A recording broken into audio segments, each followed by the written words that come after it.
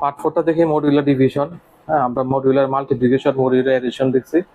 Modular সাবট্রাকশনটা দেখি না, কারণ এডিশনের মতো এখন ডিভিশনটা দেখি না। এটা ফার্স্টে কি বললাম আমরা, let 3 positive integers a b and m given। তিনটা পজিটিভ ইন্টিজার দেওয়া আছে, a b আর m আমরা ধরছি। Find a by b modulus m। এখন আমাদের হলো এইটার ডিভিশনটা আমাদের বের করতে হবে, এটা ডিভিশনটা বের করতে হবে। এখন since division is not directly defined in modular arithmetic, modular অ্যারিথমেটিকে ডিভিশনটা এইভাবে ডিফাইন করার ওয়ে নাই। সো আমরা কিভাবে ওয়েটা করব, ইনভার্স একটা নিয়ে আসবো।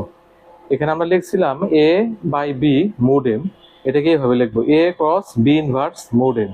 হ্যাঁ, যেহেতু আমরা এটাকে রিরাইট করব আর কি, এটাকে রিরাইট করব। আমরা ওই 7, 8, 6, 7 বা 7, 8 ম্যাথ করার সময় একটা জিনিস দেখছিলাম না, যে a ইনভার্স মানে হলো 1/a, 2 ইনভার্স মানে কি 1/2।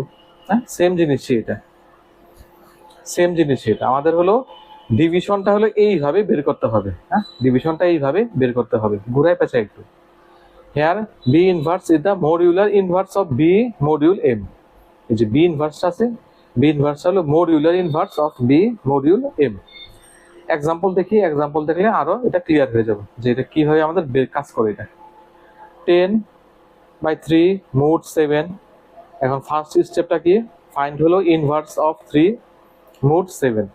ফার্স্টে যে এটা, হ্যাঁ আমাদের হলো এটা তো এইভাবে লিখবো, এই যে 3 ফার্স্টে হলো এটার কাজ, এই যে 3 ইনভার্স। হ্যাঁ, ফাইন্ড ইনভার্স অফ 3 মোড 7। তাহলে আমরা লিখি, এটাকে আমরা এইভাবে একটু লিখি যে 3x টেন্ডস টু 1 মোড 7। হ্যাঁ, মোড 7। এখন এখানে আমরা কন্ডিশনটা দেখি, কন্ডিশনটা কি, a modular inverse exists only if GCD BM equal to 1। এই মডিউলার ইনভার্সটা আমরা যেখানে 1 ধরবো, এই যে 1টা, এখানে যে 1টা আমরা ডিফাইন করব, এটা হলো GCD B আর M এর GCD যদি 1 হয়, B কোনটা 3 আর M কোনটা 7, A কোনটা 10। হ্যাঁ, আমাদের হলো কয়টা ইন্টিজার, তিনটা পজিটিভ ইন্টিজার, এটা হলো A, এটা হলো B, এটা হলো M। তাহলে B আর M এর 3 and 7 এর হলো GCD তো 1ই হয়। হ্যাঁ, 3, 7 GCD 1ই হয়, কমন ফ্যাক্টর 1ই হয়। সো আমরা এই হলো এখন 3x tends to 3x tends to 1 mode 7। এখন আমরা এখানে ভ্যালুটা বসাই, কোন ভ্যালুটা বসালে 1 হয়। আমরা যদি 2 বসাই, 3 2 6, না এটা খেলা হয় না, 1 হয় না।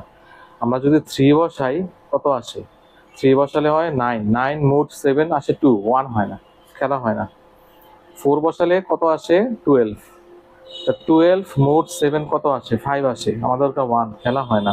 সো আমাদের দিতে হবে কি, আমাদের হলো দিতে হবে 3 ক্রস 5 15, 15 মোড 7 কত আসে, রিমাইন্ডার আমাদের 1 আসে, এই যে এটা 5 দিলেই আমাদের 1টা আসে। So 3 inverse tends to 5 mode 7। So আমাদেরটা এইভাবে লিখতে হবে। এখন আমরা স্টেপ 2 তে যাই। স্টেপ 2 মাল্টিপ্লাই করতে হবে। মাল্টিপ্লাই কি ছিল আমাদের, 10 ইনটু, আর কত পাইলাম আমরা 5 পাইলাম, 5 এখানে মোড 7, 10 ইনটু 5 হলো 50, 50 মোড 7, এটার কত আসছে রিমাইন্ডার 1 আসছে। এই ছিল আমাদের ম্যাথটা। হ্যাঁ, আবার একটু বলি এটা আমাদের কিভাবে ডিফাইন করতে হবে মডুলার ইনভার্সটা। ফার্স্টে হলো 10/3 মোড 7, এটা বের করতে হবে। এটা ডিরেক্টলি বের করার ওয়ে নাই, সো আমাদের একটু ভাঙ্গায় পেঁচায় বের করতে করা লাগবে, এই আর কি।